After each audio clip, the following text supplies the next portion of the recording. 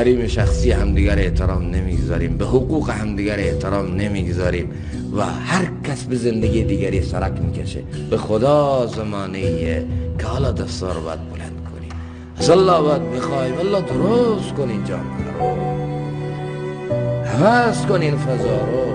خدایا ما رو برسون به جایی که لااقل خودم انقدر به عیوب نفس خودم گرفتار بشم که به عیبای مردم دیگه وقت نکنم بپردازم.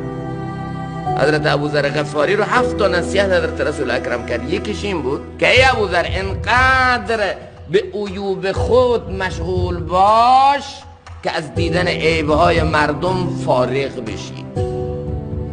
خدایا بدیهای نفسم و شرارت نفسم و کید نفسم و بدی نفسم و انقدر به من نشون بده، عیبهای خودم و انقدر به من نشون بده که دیگه اصلا من وقت نکنم سراغ عیبهای مردم برم.